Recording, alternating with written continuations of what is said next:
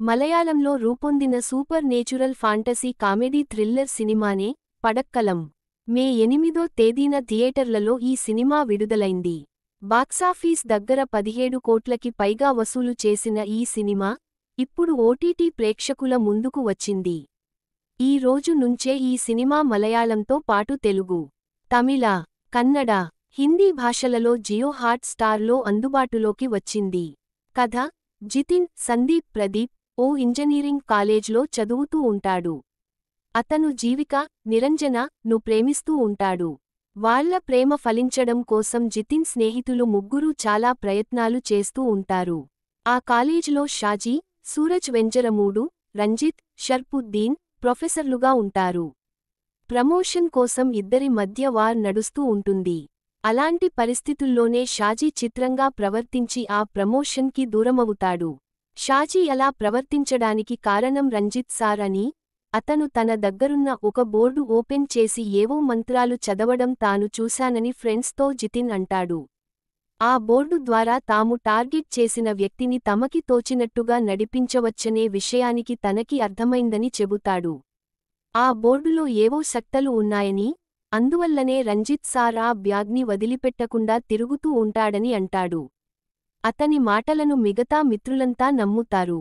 జితిన్ చెప్పినట్టుగా మిగతా మిత్రులంతా కలిసి రంజిత్ సార్ను ఫాలో అవుతూ ఉంటారు.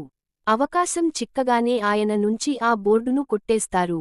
అయితే దానిని ఓపెన్ చేయాలంటే అందుకు అవసరమైన కీ రంజిత్ మెడలో ఉందని గమనిస్తారు. ఆ కీ కొట్టేయడానికి వాళ్లు ఎలాంటి ప్లాన్ వేస్తారు?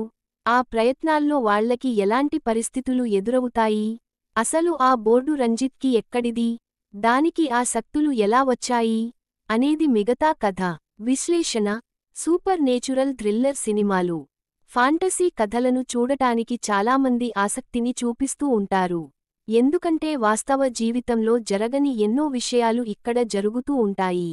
ప్రేక్షకులను ఊహాలోకంలోకి తీసుకుని వెళుతుంటాయి. కొన్ని సన్నివేశాలు సరదాగా అనిపిస్తే, మరికొన్ని సంఘటనలు తమాషాగా కనిపిస్తాయి. అలాంటి జోనర్లో వచ్చిన ఈ సినిమా ఆశించిన విజయాన్ని అందించిందా అంటే చాలా వరకు అందించిందనే చెప్పాలి. గతంలో ఫాంటసీ టచ్తో చాలా సినిమాలు వచ్చాయి. అయితే ఇలా ఒక కాలేజ్ నేపథ్యంలో కొంతమంది స్టూడెంట్స్కి, ప్రొఫెసర్లకు మధ్య ఈ కంటెంట్ను నడిపించిన తీరు కొత్తగా అనిపిస్తుంది. బయట నుంచి విలనిజం లేకుండా, ఉన్న పాత్రల నుంచే అన్ని అంశాలను రాబట్టిన విధానం ఆకట్టుకుంటుంది. సెకండాఫ్లో ప్రధాన పాత్రల మధ్య పరుగులాట కాస్త సరదాగా అనిపిస్తుంది. పెద్దగా గ్రాఫిక్స్ జోలికి వెళ్లకుండా ఇలాంటి ఒక కాన్సెప్ట్ను టచ్ చేయడం అభినందించవలసిన విషయమే. ఈ సినిమాకి స్క్రీన్ ప్లే వేయడం కాస్త కష్టమైన విషయమే. ఎందుకంటే ఎక్కడ క్లారిటీ లోపించినా ఆడియన్స్ అయోమయంలో పడిపోయే ప్రమాదం ఉంది. ఈ కథను రాజుల కాలంతో మొదలు పెట్టడం ప్లస్ అయింది. ఆ మాయా బోర్డు రాజుల కాలం నుంచి ఎలా చేతులు మారుతూ ప్రొఫెసర్ల వరకు వచ్చిందనేది రివీల్ చేసిన విధానం కూడా మెప్పిస్తుంది. పనితీరు: కథలోనూ, కథనంలోనూ కొత్తదనం కనిపిస్తుంది. సరదాను, సస్పెన్స్ను కలిపి నడిపించిన విధానం ఆకట్టుకుంటుంది. సాధారణంగా కాలేజ్లో జరిగే అల్లర్లు, గొడవలను కలుపంటూనే ఇలాంటి ఒక కాన్సెప్ట్ను డిజైన్ చేయడం కొత్తగా అనిపిస్తుంది. ప్రధానమైన పాత్రలను పోషించిన వారంతా చాలా బాగా చేశారు. సందర్భానుసారంగా ఒకరి మాదిరిగా మరొకరు నటించిన విధానం కూడా మంచి మార్కులు పడేలా చేస్తుంది. అను ఫోటోగ్రఫీ, రాజేష్ మురుగేశన్ సంగీతం, నితిన్ రాజ్ ఎడిటింగ్ నీట్గా అనిపిస్తాయి. ముగింపు: కాలేజ్ క్యాంపస్కి ఫాంటసీ టచ్ ఇచ్చిన కథ ఇది. కామెడీని, సస్పెన్స్ను కలిపి నడిపించిన విధానమే ఈ సినిమాకి ప్రధానమైన బలం.